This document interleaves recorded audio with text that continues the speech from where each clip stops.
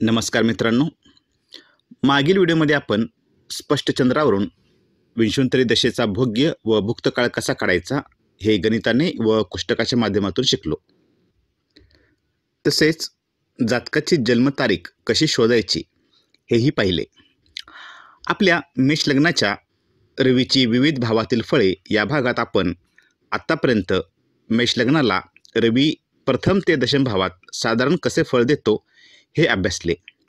आज आपण मेष लग्नाला रवी लाभस्थानी साधारण काय फळ देईल हे अभ्यासू। चला तर मग जाऊन घेऊया मेष लग्नाला रवीची एकादश भावातील फळे। ज्योतिषविषयक माहितीसाठी या चॅनलला लाईक, शेअर आणि सबस्क्राईब करा विसरू नका। तसेच माझे व्हिडिओ आपणास आवडत असल्यास कॉमेंट बॉक्समध्ये नक्की सांगा। मित्रांनो, मेष लग्नामध्ये लाभात कुंभ राशी येते।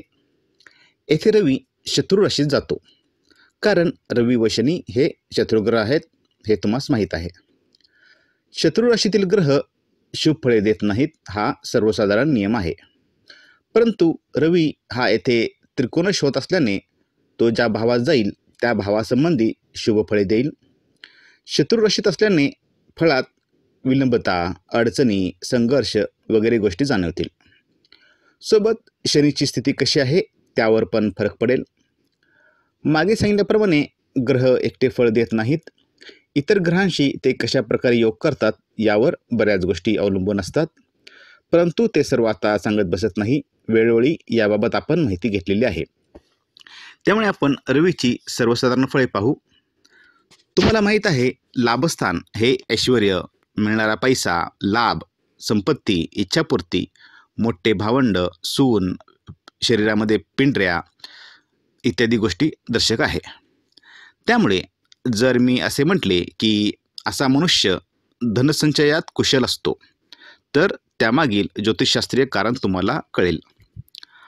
असा मनुष्य एकतर आपल्या आईवडिलांचा एकुलता एक असतो किंवा भावंडात वडील असतो असे म्हणालो तरीही त्यामागील कारण तुम्हाला कळेल। या लोकांचे पूर्वसंचित पूर्वजन्मीचे कर्म खूप चांगले असते, त्यामुळे यांना मानसन्मान, पैसा मिळतो। असे म्हणण्यामागे रवी पंचमेश होऊन लाभात जातो व पंचमावरून पूर्वसंचित पाहतो हे तुम्हाला माहीत आहे। हे लोक खूप स्वाभिमानी असतात। साधारण वयाच्या 24 वर्षानंतर स्वतःच्या पायावर उभे राहून स्वतःची जबाबदारी स्वतः घ्यायला शिकतात। लाभस्थानावरून मित्र पाहतात व रवी म्हणजे उच्च प्रतीचे लोक, बरोबर, कारण रवी हा राजा, त्यामुळे उच्च दर्जाच्या लोकांशी हे मैत्री करतात, मोठ्या लोकांशी ओळखी असतात असे आपण म्हणू शकतो। आता हे उच्चत्व फक्त पैशाचे नाही बरं का, उच्च विचारसरणीचे, उच्च पदाचे लोक असे। मी म्हणालो की मोठ्या भावंडाचा यांना स्नेह लाभतो, तर लाभावरून मोठे भावंड यांचा विचार होतो हे तुम्हाला कळेल, किंवा मोठ्या भावंडामुळे, मित्रामुळे यांना लाभ होतो, धनलाभ होतो।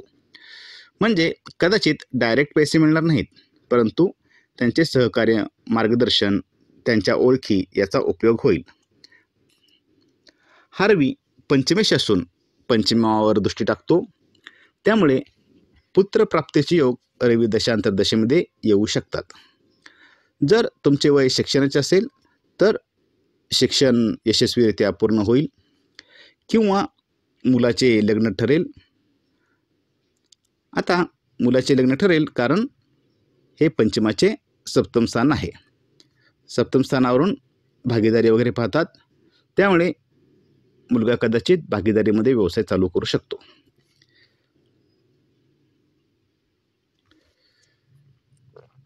समजा कोणाची पत्रिका तुम्ही पाहत आहात व प्रश्न आजारपणासंबंधित आहे व सदर जातकास रवीची दशांतरदशा काही दिवसातच सुरू होणार आहे, तर तुम्ही म्हणू शकता की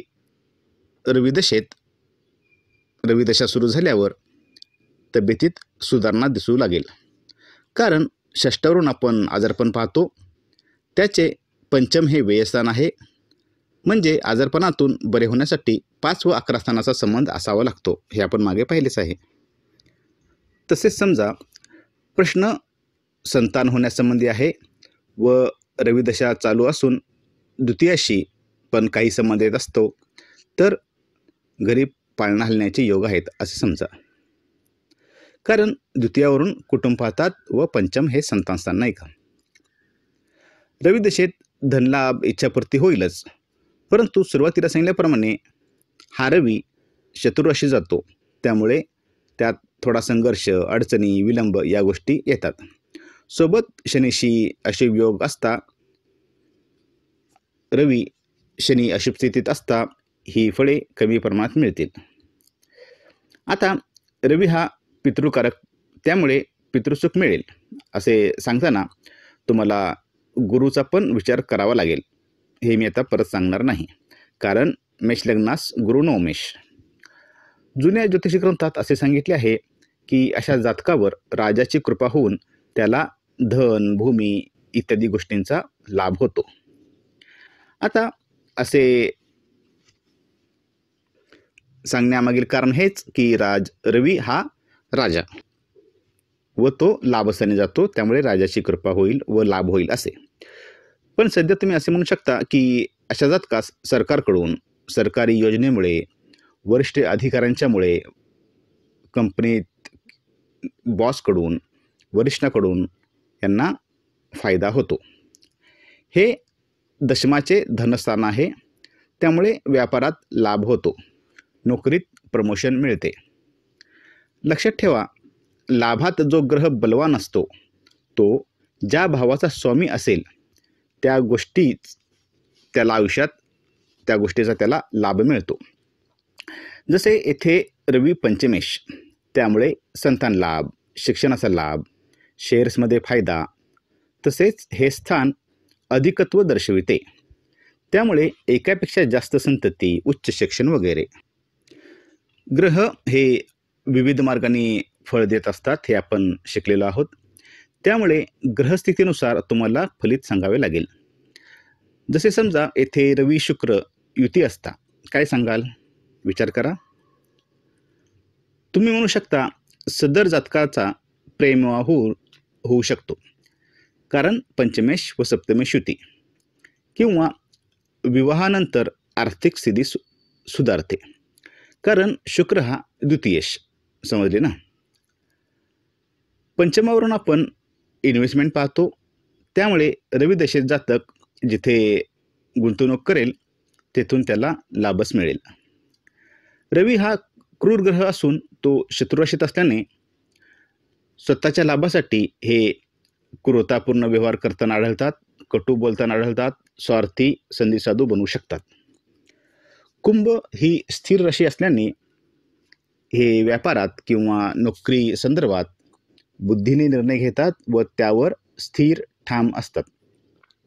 सामाजिक कार्यात, राजकारणामध्ये गेल्यास यांना यश मिळते.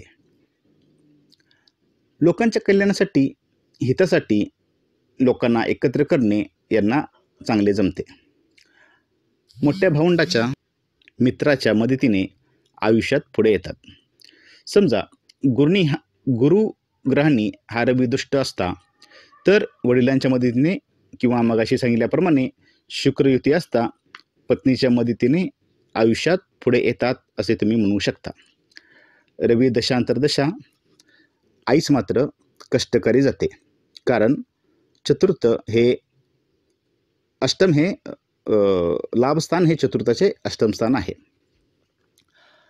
जर लाभाची अशुभ फळे जातकास जाणवत असतील तर रवीचे रत्न हातात घालणे योग्य राहील, कारण लाभावरून हात पाहतात. त्यामुळे रवीची अंगठी हा उपाय तुम्ही सांगू शकता. रवी बिघडल्यास पायास विशेष पिंढऱ्यास त्रास, संतांसंबंधी, वडिलांसंबंधी, पाठीचा मणका, डोळे वगैरे किंवा हातास, कानास त्रास सांगू शकता. म्हणजे लाभस्थानावरून ज्या गोष्टी पाहतात किंवा रवी ज्या गोष्टीचं कारक आहे, रवी ज्या स्थानाचा स्वामी आहे त्या संबंधात त्रास. आज येथेच थांबू. धन्यवाद.